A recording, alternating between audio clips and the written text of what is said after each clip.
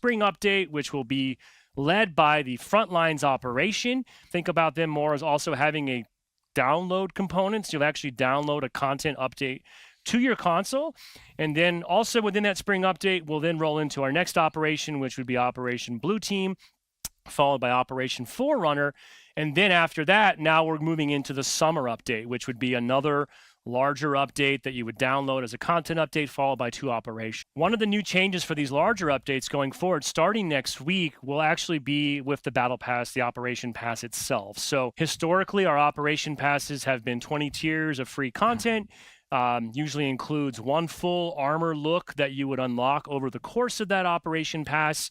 And then there's usually something up front, a weapon model, coding that would be an optional premium instant unlock bonus. Next Tuesday, when you log in, the first thing you're going to find is that the Operation Frontlines Pass has now been evolved and expanded to be 50 tiers of content. With the premium For the pass. premium pass, yes. Since we've launched Infinite and in the months and years that have passed, we've got a lot of feedback from players about what they like, what they don't like, what they'd like to see differently about the content and the customization, the way it's offered in the game. We've seen cool things happen like the exchange, more ways to earn content. The team's been, I think, made great strides in making that earnable free content rise to a higher quality bar, be things that are more desirable for players. So is 50 tiers. It's actually going to now include up to 4 full sets of armor that you'll be able to unlock over the course of that pass. One of the other pieces of feedback we've heard a lot is like, hey, all the best content only goes in the shop. And we are still going to have shop offers. Those 3 extra armor sets that will now be included in the premium pass are actually being taken from the shop in the future. It means for 1,000 credits, which is 500 more than the original 20-tier operation pass, you'll have 50 tiers of content to unlock, which is 4 full armor sets, 3 of which you're going to get essentially a whole season before they will debut in the shop. If you miss out on content in this operation pass, for example, and you don't purchase it prior to the end of the operation, now you'll know that you have a guaranteed way to still acquire that content when it rolls into the shop, beginning with the summer update later in May. Let's say you're a free player and you also missed out on the Frontlines operation. It's kind of come and gone already. You will be able to find the free content from these operation passes in the exchange, beginning with the following sort of seasonal update. Yeah, so free stuff stays free, paid stuff stays paid, right? Just accessed at a later date via different means. Get them early, get them way, way cheaper. And we're going to take a look now if we want to go into the build here, John. We mentioned free is the 20-tier pass. Yep. That is unchanged. Good question. Right? You're yep, still going full free and still getting a full set of armor. Exactly. If you just are a free player, nothing changes for you. You can kind of ignore everything I just said, other than if you miss out on the free pass before it expires and the operation window expires, you can obviously just pick it up in the exchange at a later date. This would be the upsell bonus offer. So if you choose to purchase the operation pass, as always, you'll get the instant bonus unlock. In this case, we have a pretty cool BR model. I want to be very clear here, too. Something that's not changing at all. Once you ever do buy an Operation Pass in Halo Infinite, it is yours to keep, and it will not expire. So that's been the way it's been since launch. That's not changing at all. So, John, why don't we meander through the pass a little bit? I mentioned that we have 4 full sets. One of those sets is part of the free track. The other 3 sets are part of the premium track. The first 20 tiers, right? If you're free, you're getting the free. If you pay premium, you're getting the premium track as well as that free track. And you can see we're building a set of armor. We're actually working on 2 sets of armor as we progress through these tiers. And it'll ultimately get you a Orcus helmet here at level 14. This is based off the Halo 5 concept of an ODST. Fans may recognize it. See it a little bit more on the on an SPI kit here. Here you can see you're getting a Hermes IIC, which is on the Mirage core.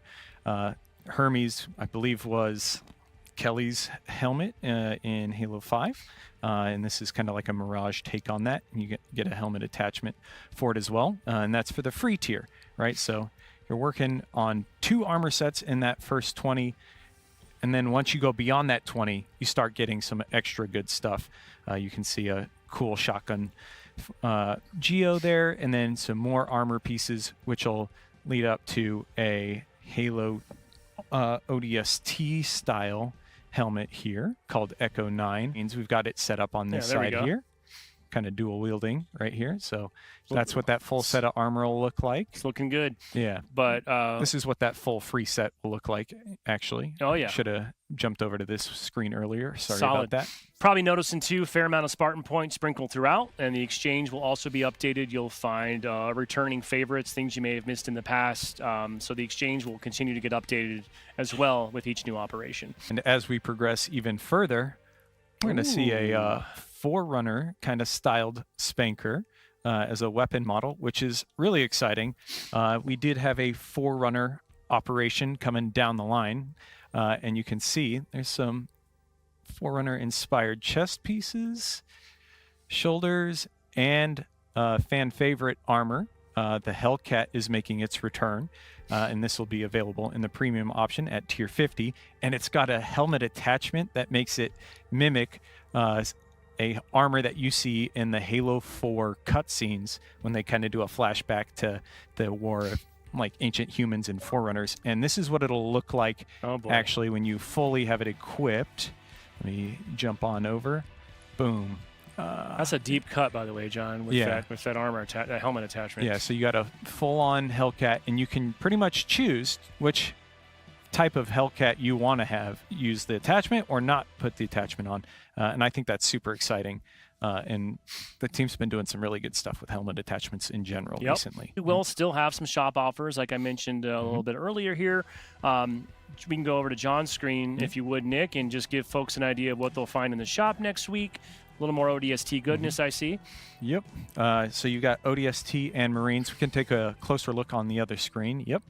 That'll be great. And you can see here, this guy is based off the Marines from Halo CE, the helmet especially. That trooper helmet looks stellar, and it's even got the eyepiece, as the helmet attachment. See some people seeing this for the first time in the studio here. Yeah, it looks awesome. Yeah, it's awesome. Big fan of that one. And then you also have an ODST, another ODST-inspired set. Really cool. It's got a great helmet attachment as well. But, yeah, like you were saying, that front lines UNSC aesthetic, it's coming out in full force with this operation. There you go. What are we looking at, John? We are looking at the Fuel Rod Spanker, which is a brand new weapon. It's a modified spanker that is prepped to shoot fuel rod cannon shots. And it's got 6 rounds in its mag and is ready to just unleash tons of damage on people, vehicles, whatever you want it to do. It is primed and ready to deal tons of damage. I'll drop it, show it on the ground here. But yeah, we were talking about getting a little bit. Oh, there you are. Yeah, if you want to blast, I figured I'd just let you blow me up here. There you go. There you go. Yeah. It does have the customary drop you can see at long ranges, but I'm really excited for this. Similar to the MA5K, it does have those same animations, right? But it does bring that gameplay experience of the fuel rod into Halo Infinite, where you can just run around and blast things. One of my favorite aspects is you can see that classic fuel rod reticle as well from Halo 2, 3, and beyond. It's so cool, and you can just blast rapid fire with this weapon. Well, I'm worried about the Husky Raid matches, to be honest. This thing might just allow people to roll on through. Looking forward to everybody getting their hands on it. 6 in a row. You can just fully blast. Yeah, you're right. This is going to be just bonkers, and it'll take over some. It'll be bonkers Husky Raid Husky matches. Raid. All right, sure. we can come out. We can come out of the sandbox demo now, and look, presto, changeo. We've got. Looks like we're going to talk about a couple adjustments to the trusty old frag grenade. Yeah, we've got some really good changes. One is slowing down the cast time. So this is the rate at which you are throwing multiple grenades or throwing a grenade and having your gun come back up. The speed of the grenade traveling through the air is staying the same. It's just how fast can you throw those multiples. And we're also increasing the bounciness, which is really exciting because you get that kind of classic Halo feel. This is super unique and cool. It's the heat wave. What do you guys want to tell us about this? Yeah, so the heat wave, we were seeing people be very effective at range, right? It was a very hard-hitting shot if you landed that at range. So what we did is we slowed down the rate of fire. That's kind of more to balance it out with the bandit rate of fire change. And then at distance, we now have that spread, actually spread as it travels through the air. The trusty bulldog. Yep. So similar, like we've been talking about, Bandit rate of fire really had a knock-on effect for this one. So we're slowing down its rate of fire a little bit, and we're also removing the headshot multiplier since it's not a precision weapon. And we really should see this have a lot of impact in, I'd say, arena matches in particular. Stalker rifle. What's changed here? Stalker just got nudged a little bit. So we reduced the rate of fire, make it feel better against the Bandit. If you've played Streets at all, you know you're running around like crazy with the Stalker, just destroying everybody. Now it's still powerful. Absolutely want to time in, go pick it up. But we just, nudged it just a touch. Like if you're a really high skill player, you'll probably notice. But my guess is most players, it'll feel the same. The shock rifle was everyone's hip firing way too much. Now when you see a no scope on the HCS main stage, cheer a little louder because it was definitely harder to hit this one. Yeah, it's not expected that you're going to hit the headshot now. Yeah. It's a little bit tougher. I was joking. It's almost like Halo 4 no scoping, right? A little bit too easy. Now it's going to be more challenging. Disruptor is, we were seeing some feedback around it, like outperforming at range, especially because you could do that damage over time at a range. So we've increased how much it'll bloom. You can see it kind of flickering on its max bloom there. And then we've also on ranked maps, Richie, reduced the ammo. Yeah, just want to be clear, like on ranked maps only, we're reducing the ammo for this map or this weapon. And that's just on the pickup, right? The extra in that you have in your pocket. Cool. Yeah, so the assault rifle had quite a significant change, I'd say August of last year. I think that was the FleetCom update, and we changed its bloom properties quite a bit. You can see before it expanded very quickly to that max bloom, but players really missed that initial accuracy that it used to have. So we're bringing that back, and it's going to have a more accurate starting to its bloom, but then it's going to expand to a much bigger outer bloom.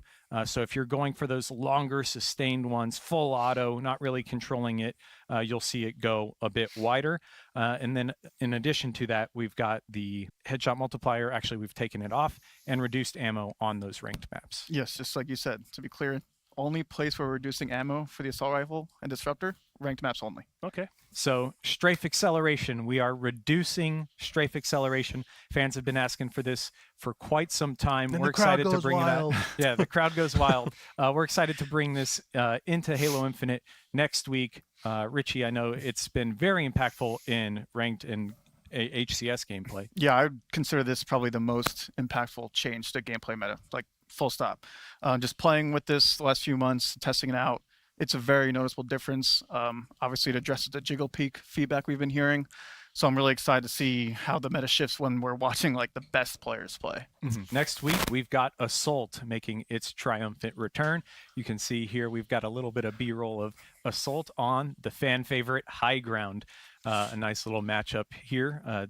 Teammate is throwing a fusion coil all the way down, almost hits the bomb carrier.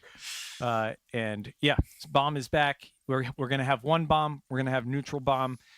There will be a 4v4 playlist featured on launch day, and there will also be a squad battle featured assault playlist on launch day. So whether you want to play it in that smaller setting or the bigger setting, you've got options there.